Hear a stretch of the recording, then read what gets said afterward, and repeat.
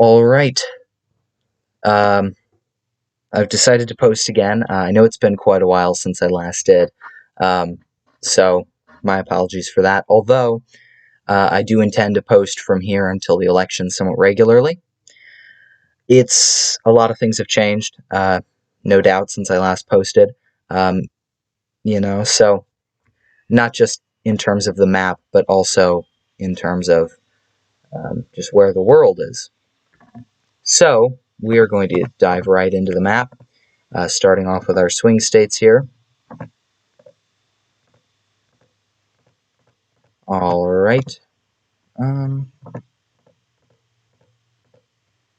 So there's a few states here, such as Mississippi, South Carolina, actually those ones specifically, where I could see an argument that they should maybe just be likely now because things are going so badly for Trump. Truly, it's really, really going terribly for Trump right now in terms of the election. So again, you could maybe argue that those are likely now. I don't really think so, but you could certainly have the debate. I am actually going to move New Mexico to the safe Biden camp, and then also that first district in Maine. That's not a change, but okay. So Missouri and Indiana, these are two that I usually just pointed out could be maybe moving towards likely, but that I didn't really think they would be likely. Now I do. I'm moving those to likely. I'm also moving Montana to likely, and you could even have a debate about maybe Kansas. But for the time being, I'm going to leave Kansas, Mississippi, and South Carolina in the safe Trump camp. Virginia. So Virginia and Colorado, I'm going to give as likely Biden states. These are not states where Trump really has a chance anymore, and he really didn't to begin with. So there's not much to say about them. In terms of the Rust Belt, because this is going to be one of the most important areas, obviously, for this whole election, we know that Michigan is rapidly moving towards Biden. I think we all could have probably guessed before Biden was the nominee that if he were to win the nomination, that he would probably win Michigan. But now there is no debate whatsoever. He's certainly going to win Michigan.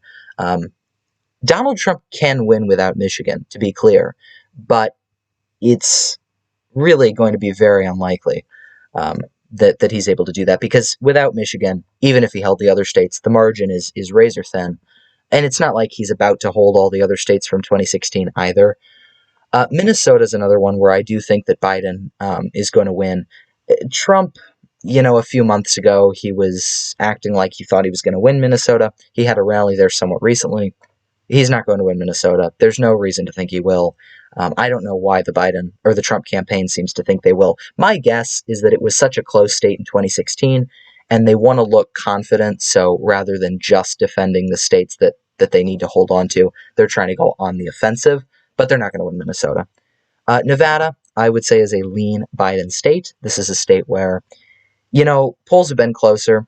It's hard to poll the Latino population accurately. And also there are, Biden's not doing as well with them maybe, but he's going to win Nevada. It could be a little closer. It could maybe even be likely. But at this point in time, there's not too much of a serious argument there. I actually forgot New Hampshire. That should be likely for Biden. Again, there's not much to say about that. And then I would probably put Maine at large as likely or lean, but for the sake of making a decision, I'll go with likely. Arizona is going to be the one in the West that's really, really important. Nevada, obviously, is also there, but like I said a minute ago, Biden's going to win. I mean, Trump's not going to win Nevada. But Arizona's a little bit more interesting. I could certainly see, I could see Trump winning, but not at current, meaning if the election were today, there's no chance that Trump would win Arizona. Things have gone so far south for him so quickly that there's just, Biden's going to win Arizona. At this point, I feel pretty confident. If Trump's able to start to turn things around, 3 weeks in politics is a long time, then, maybe he would be able to win Arizona. But at this point, I do think it's pretty likely that Biden's going to win. So, anyway, I'll come back to the Rust Belt in a minute. I actually think Iowa's going to be for Trump still. And I'm going to put it as a lean, not a tilt either. I know that the odds are getting narrower. But to me, there's still really no way for Biden to win Iowa. Ohio, maybe. I still don't really think Biden will win Ohio, but it's possible. I don't think he's going to win Iowa. Both of these states were by like 9 points for Trump, and there's just no way that Biden could gain that much in Iowa. Ohio, again, maybe. I'll get to that in a minute. Texas, another one where Biden's going to do a lot better than Hillary Clinton did, and maybe a lot better than some people would have thought he would do earlier in the election season. But I still don't think Biden will win. I think that Trump will win, and I'm going to give it as a lean, although you could probably have a debate about it being a tilt. It's becoming a close state, and in 4 more years, it could be a toss-up. It could be a blue state, but it won't be this time. Nebraska CD2, I would give as a tilt for Biden. At this point, we're pretty much in the tilt margin, although actually I have a couple more leans that I want to put on here.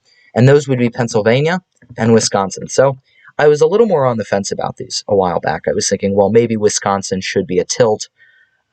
Maybe Michigan should be a lean. But at this point, that isn't really the case. Michigan is about as probable for going for Biden as Minnesota is, and Pennsylvania and Wisconsin have moved towards Biden as well. So at this point, and as you can see, this puts him over 270, but the importance here is that we were all talking about how these are the 3 states that basically determine the election, right? Because Biden doesn't really need anything else. You could get rid of Arizona on this map, and he would still be the winner with these 3, plus the Clinton states. So that's kind of the importance there.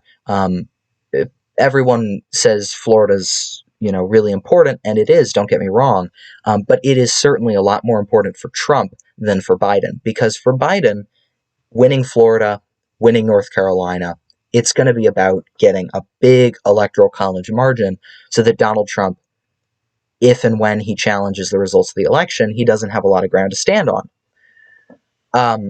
So I understand why, Biden wants Florida, but he doesn't need it just from a mathematical standpoint to get 270. He does not need Florida. These 3 would be enough. That said, I do think he's going to win Florida at this point. I will give it as a tilt for Joe Biden.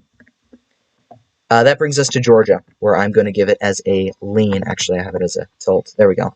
A lean for Donald Trump. I still think he'll win Georgia.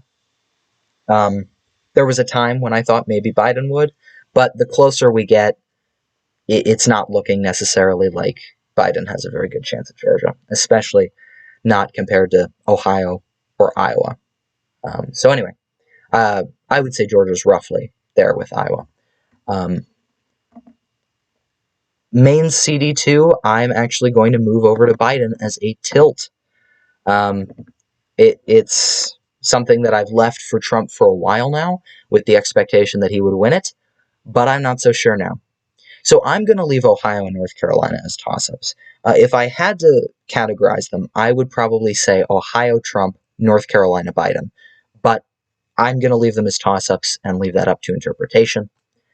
So that is my map at 3 weeks from Election Day. So let me know what you thought of it and how you think that the election's going to turn out. And that's about it. So I will see you in the next video.